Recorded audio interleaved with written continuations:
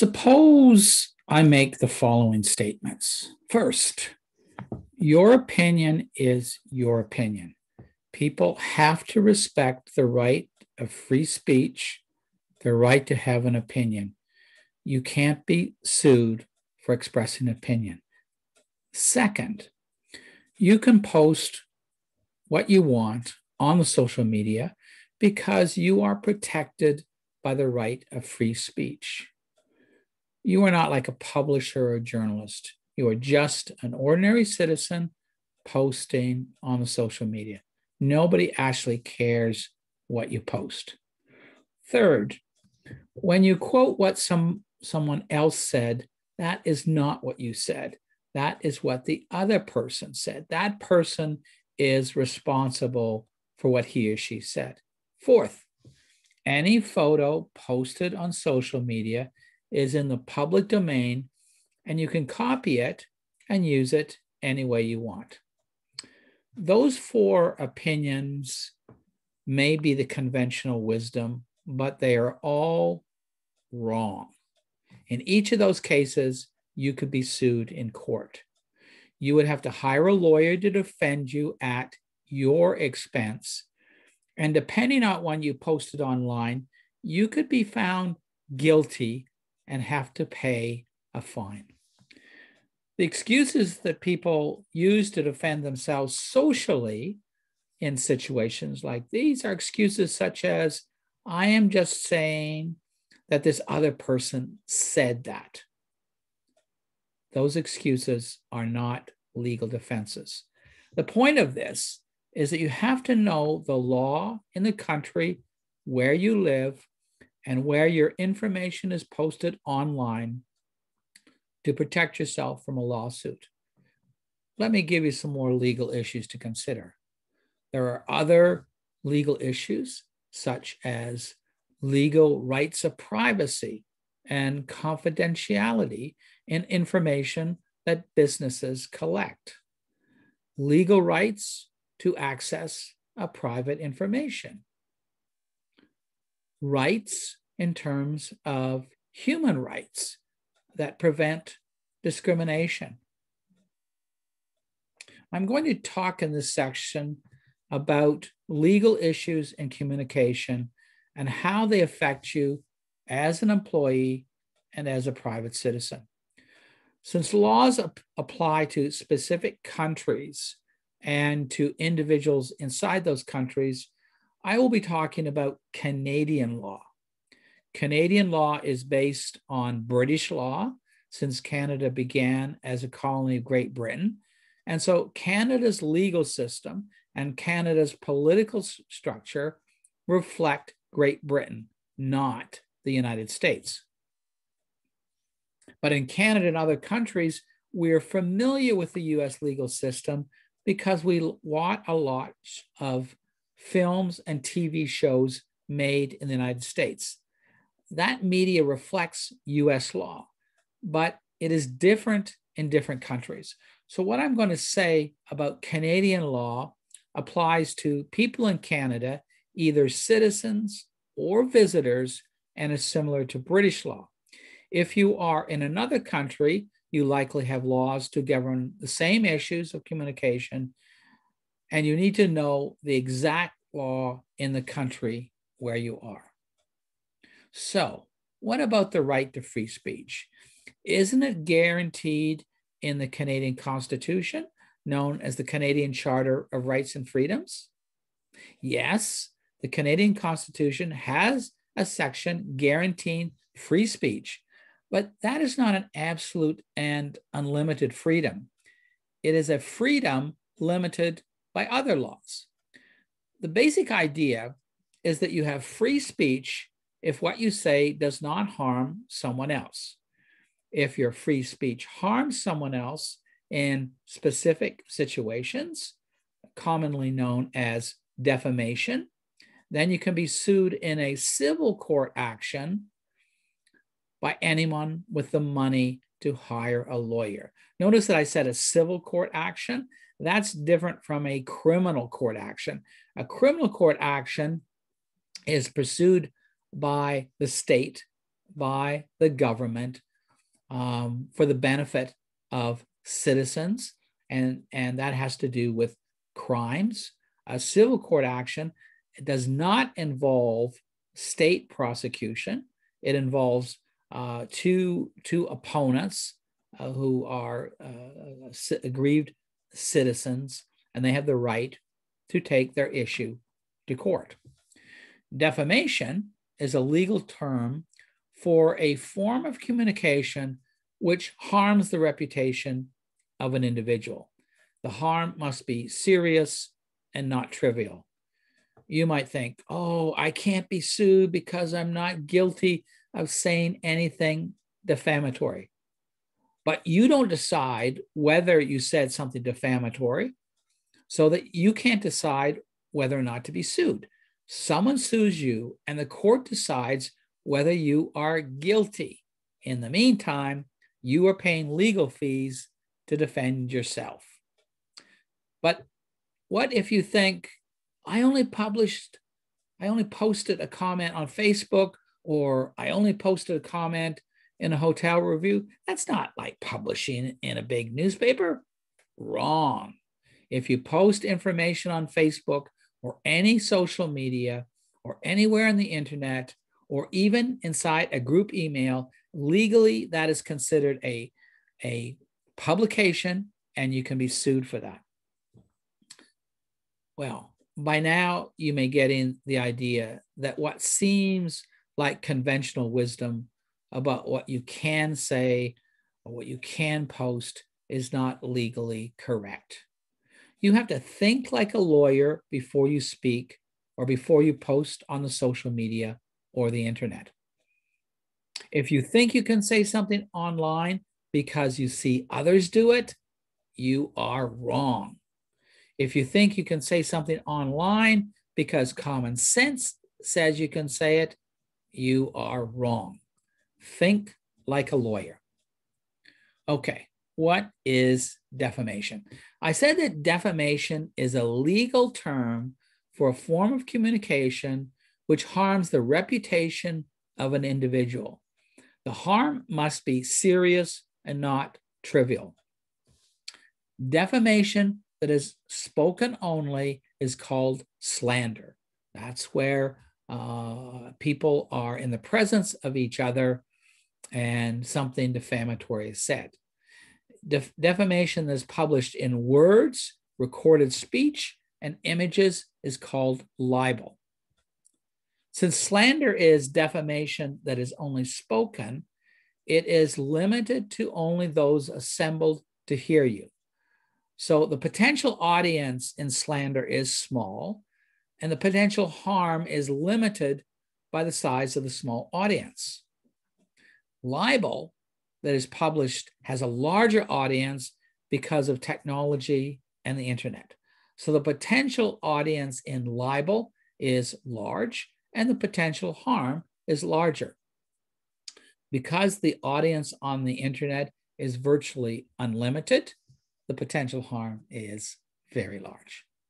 In a libel suit, the size of the audience on the internet that read or saw the defamatory information, that size of audience does not have to be proven in court. Nobody has to prove how many people read your posting on Facebook. The court accepts that the audience is large and the damage is done. In a libel suit, it does not have to be proven in court that a reputation was damaged. If the information is defamatory, the court accepts the damage was done. But wait, you think, I'm not a lawyer and I don't understand libel, so I can't be sued for not being a lawyer and not knowing libel law? Wrong. So if you thought those three legal arguments are ones you could use, you were wrong. Ignorance of the law is not a defense for either a business or a private citizen.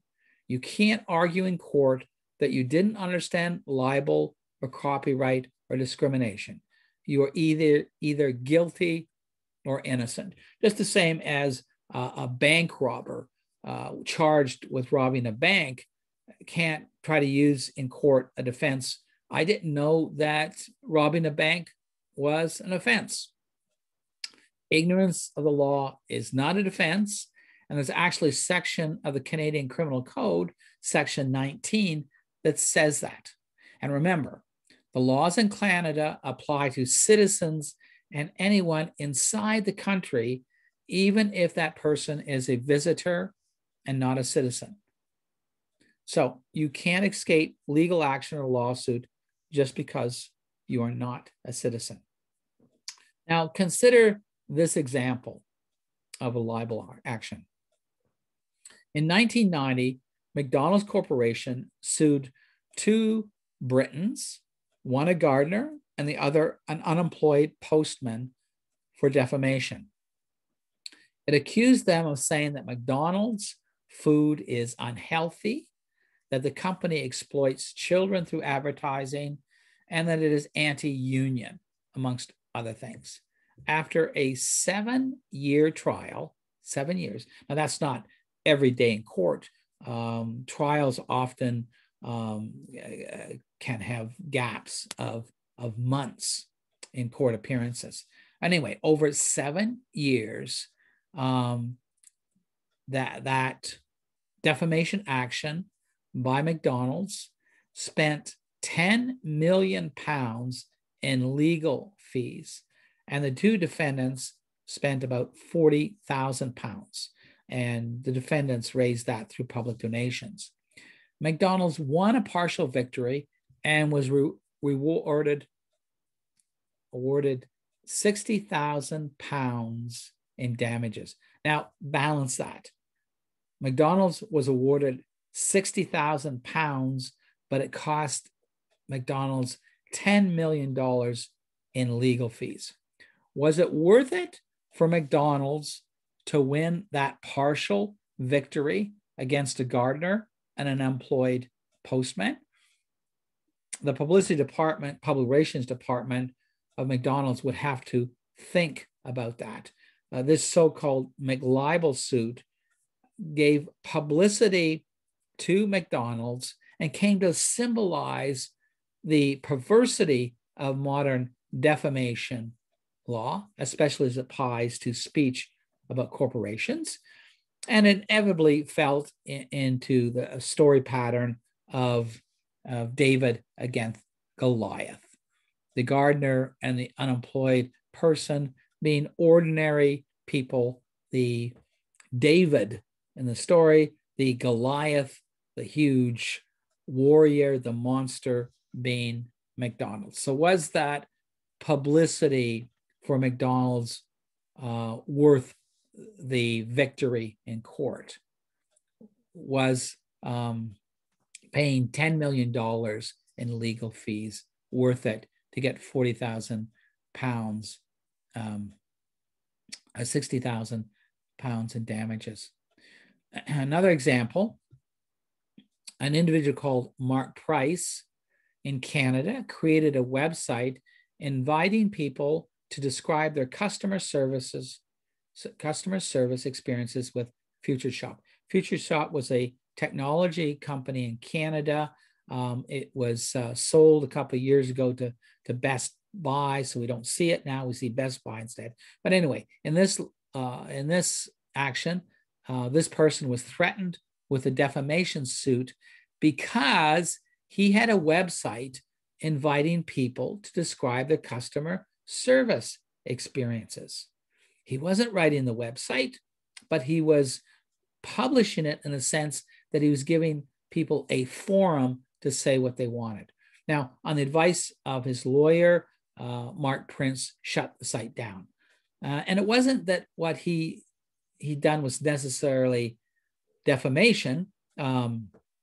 The court would decide that, but it could have been that it would simply cost too much to defend himself. So what matters most in court is whether the information fits the criteria of being defamatory, of being capable of damaging the reputation of an individual. The standard definition of defamation is this: the publication of information that harms someone's reputation in a serious way in the eyes of others. Information that exposes a person to hatred, contempt, ridicule, aversion, or injures his or her reputation in an office, trade, or profession, or individually. Only a person can be defamed under the law, but in the law, a corporation has the legal status of a person and can be defamed. One of the conditions is the person must be clearly identified in the defamation. But how do you distinguish between what the court might see as trivial and so not defamatory, and what the court might see as defamatory? What is trivial might feel to an individual as offensive and embarrassing without being legally damaging. Feeling offended or embarrassed in itself is not proof of defamation. Some people are more sensitive than others. It does not matter how emotional the comments make the individual feel. If someone says you are stupid, you dress badly, you have the worst hair in the world, that is offensive, but not defamatory. If someone says you were fired from your job, or that you collect a welfare check, or that you are mentally ill, that is defamatory. But wait, you say, I hear people say that all the time. So that can't be defamatory, and I can't be sued. Wrong, wrong, wrong. You can be sued for that. It's time for you to start thinking like a lawyer.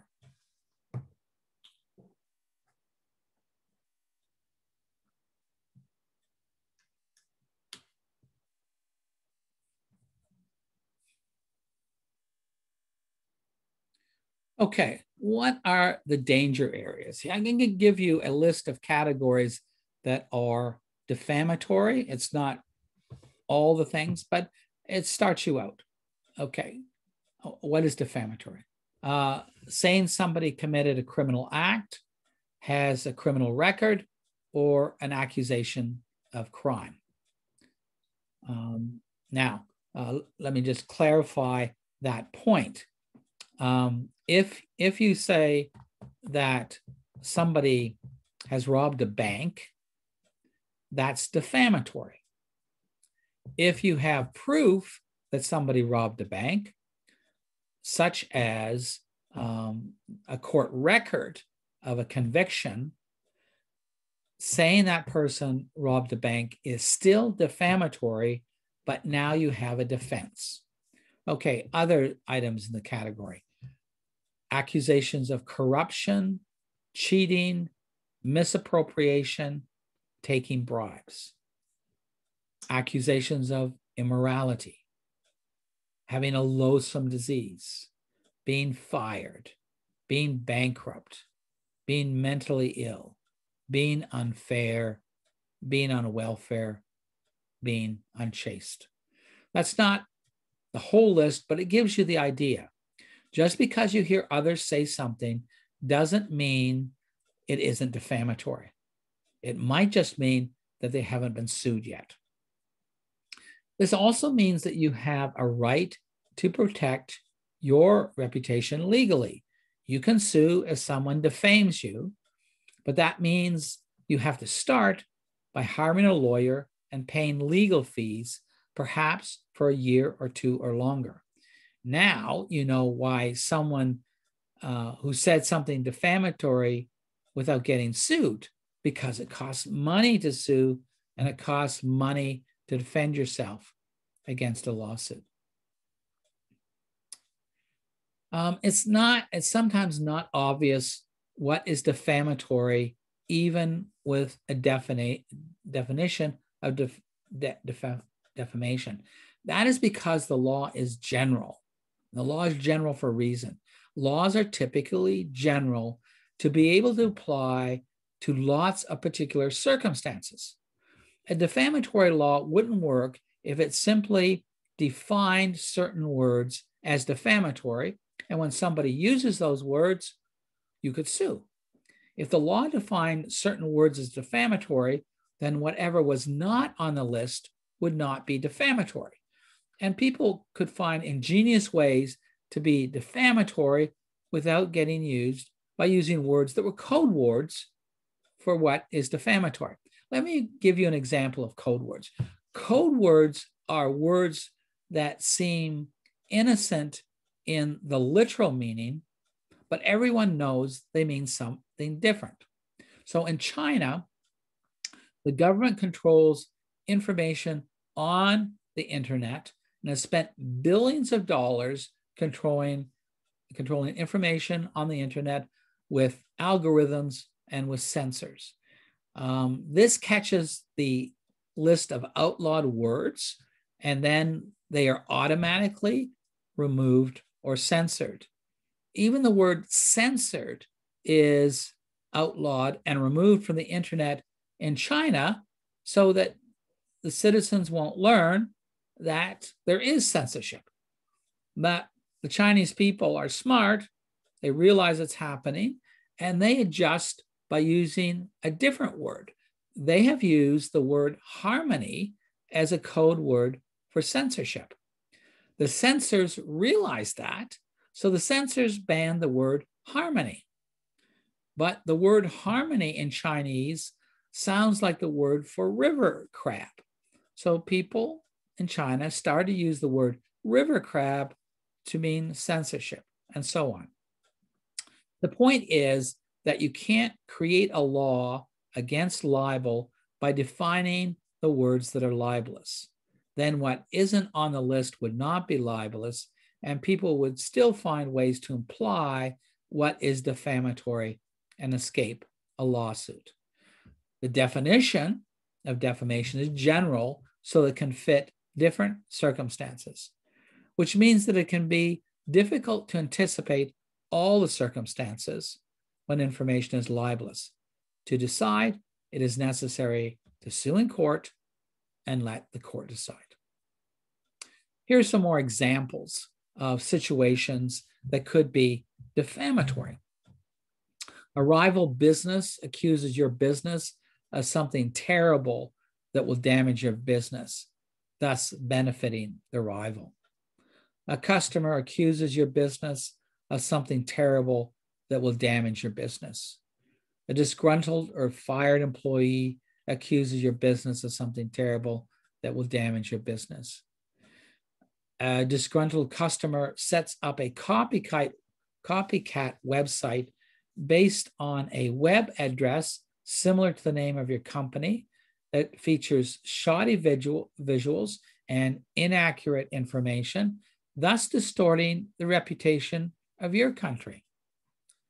An environmental activist falsely accuses your company of damaging the environment. You send an email to employees notifying them, because they might be curious, that a popular employee has been fired for stealing from the company. That is defamation. If the person has not been charged with stealing and you are sued for defamation, you would have to prove to the court with evidence that the court would accept that the person was stealing. Let me give you another example. A food critic writes a blog that says the meatloaf in your restaurant tastes awful. That is legally what is known as a fair comment. If the critic writes that your meatloaf tastes like it was made from cat food, that is fair comment. You are using a metaphor. You're not literally saying the food is made from cat food. You're using a metaphor, and you're signaling it's a metaphor with the word like. But imagine the food critic says that your meatloaf is made from cat food. The food critic is trying to exaggerate and be more demonstrable and be funnier, but that is a literal statement, and that is defamatory, and you can sue. Another example, suppose you own a house that you want to sell now that the market value is up, but someone has posted on the internet that your house is haunted. The sale value of property is now damaged. Can you sue for that? Yes, you can sue. And the defendant will have to prove in court that ghosts exist and that your house has a ghost. So, how do you defend yourself in Canada against an accusation of libel? The main defense in Canada is that the defamation is true and can be proved with evidence that a court will accept as evidence. If the legal action is launched against you, you will have to go to court to prove the defamation is true. Now, that aspect of media law in Canada is very different from media law in the United States. And the difference in the United States sometimes confuses people in Canada. Note that a libel action is for an individual or a company that has been defamed. In Canada, it is not actionable for a lawsuit if a large group of people are defamed. For example, if you say that a specific lawyer is a crook, that is defamatory and that lawyer can sue. But if you say that all lawyers are crooks, that does not defame an individual, and all lawyers in Canada can't sue you. Bottom line is, if you believe you've been libeled and you want to pursue it, you need to hire a lawyer to sue a defendant in civil court. There are 5 main legal defenses against defamation in Canada. The first, the most important, the most widely used is the truth defense, or it's called justification. And that is that you prove the defamation you uttered or you're responsible for is true. The catch is you need to provide evidence to the court that the court will accept. Second, there's a defense called absolute privilege and qualified privilege. What that means is that when information is uttered in a legitimate government forum, such as a meeting of the House of Parliament or a federal parliament or provincial parliament or municipal government, or in a official quasi-judicial hearing, such as a court case or a coroner's inquest.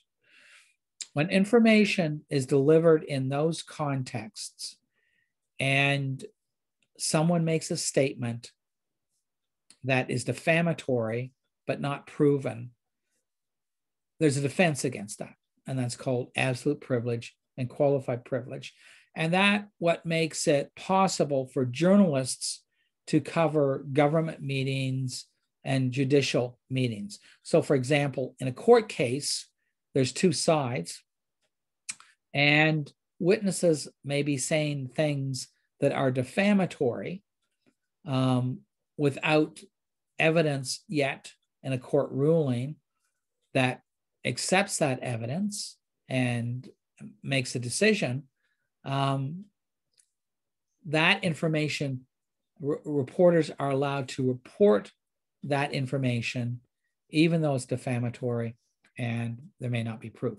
The same thing in the House of Parliament.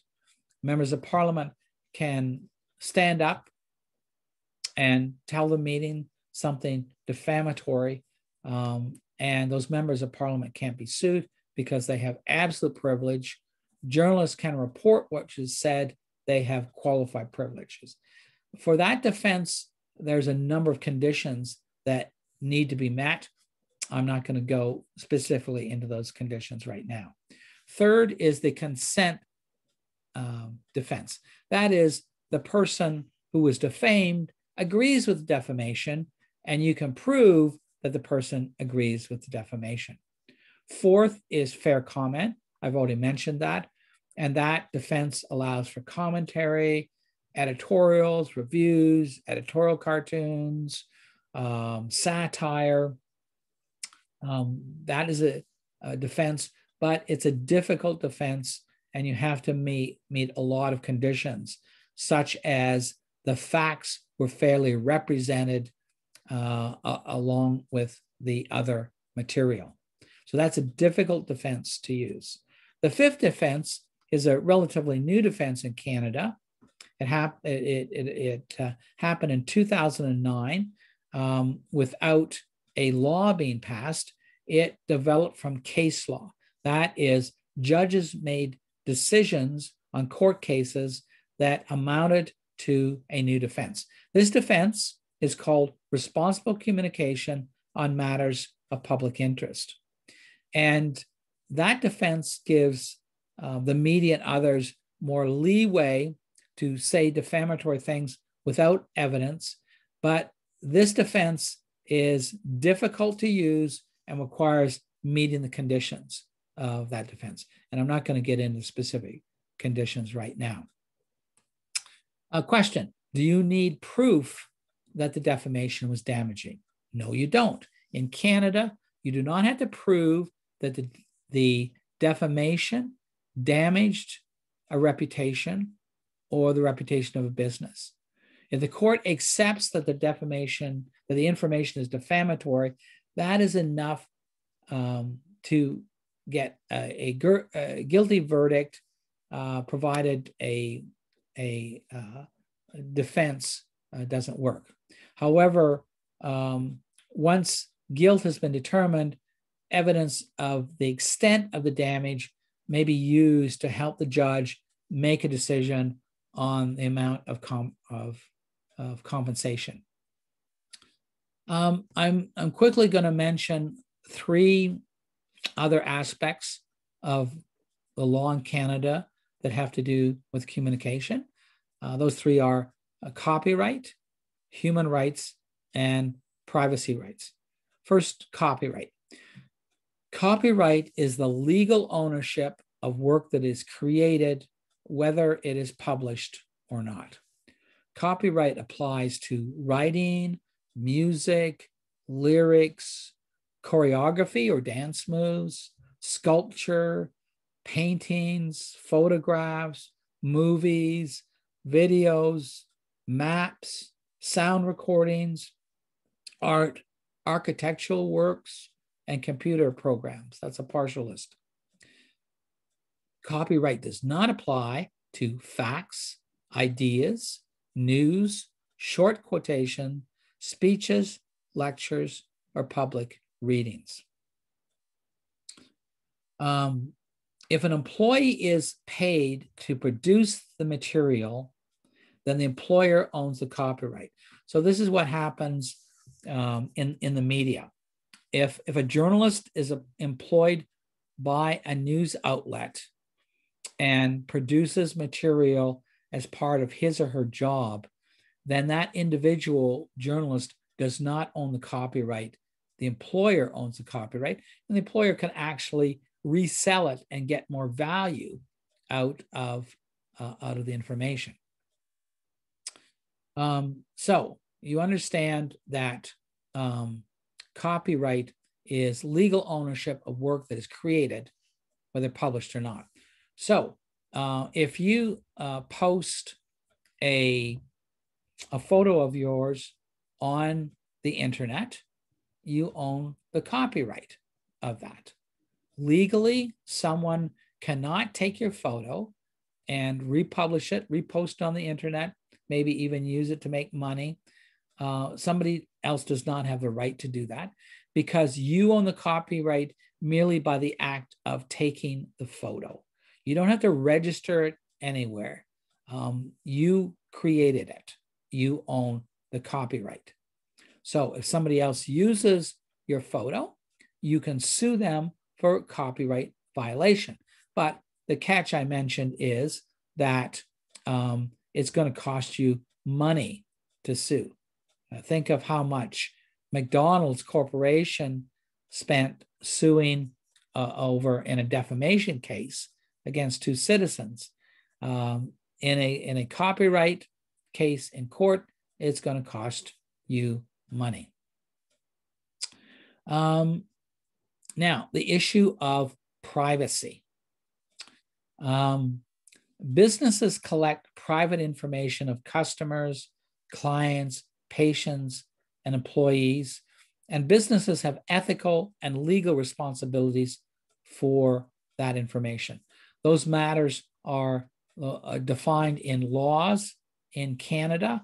I'm not going to get into the specific laws today, but there are laws that protect customers, clients, patients, and employees when businesses collect information about them. The same is true when governments collect information about citizens. Governments collect a lot of information about citizens, and there's privacy legislation in Canada that determines the legal responsibility for government when it collects information about citizens, to the degree that what is confidential about that information. So, for example, to give a really simple example, when people get married, that information is confidential. It's part of a confidential record. I mean, people may not be hiding at all that they got married, but the record is confidential and kept by a government. So we're talking here about protecting privacy. What is privacy? Privacy is the right to be left alone. Privacy is the right to be secure in one's home and to be free of unwanted interference or publicity. Privacy is a mental state, and it's a need for human beings. Privacy as a mental state is a psychic factor of balancing the self against the outside world in terms of physical closeness, emotional closeness, visibility, and surveillance. Privacy is a psychic function in human beings of keeping secrets to form and protect the vulnerability of the self, identity, and individuality. Exposure of privacy or surveillance in private circumstances is felt as mentally and emotionally harmful and stressful, as a form of violation, injury, and violence. And so laws are created in countries that make it an offense in certain circumstances to violate somebody's privacy, to surveil somebody, whether that's surveilling what somebody does in their own homes or in certain confidential areas in public places, or sometimes in terms of employment. The law defines the circumstances and the places where privacy is protected and violation of that privacy is a crime. Now, one of the complications is that the boundaries of privacy vary from person to person, situation to situation, culture to culture, historical period from historical period. So it isn't just enough that if somebody is really sensitive in terms of privacy, that person can claim their privacy has been violated. It needs to be spelled out in the law what aspects of privacy apply to all citizens. The terms for violation of privacy in Canada are set legally in laws at the federal level and the provincial level. The laws prohibit certain specific types of invasion of privacy in particular circumstances, including exposure of confidential information about people. So, for example, of the laws in Canada, one law that protects privacy doesn't allow for the illegal interception of private communication. And this used to be called a wiretap, going back to the days when there weren't cell phones. Landlines all went through wires, and it was possible for someone to tap into a wire and listen and record a conversation in which that person was not a participant. Now it's similar to cell phones, where there's an expectation of privacy, and not that privacy not being violated by someone who is not admitted into the conversation.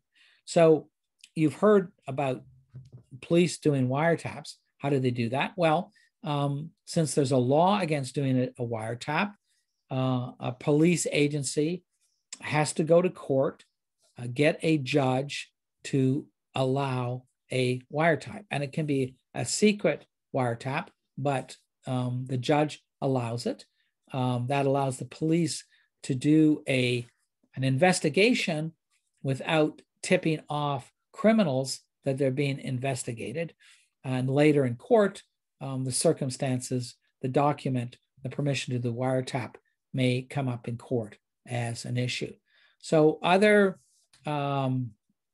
illegal activities in Canada that invade privacy are voyeurism, publication of intimate images such as revenge porn, cyberbullying porn, trespassing at night, the whole series of specific laws under specific conditions that protect people's privacy.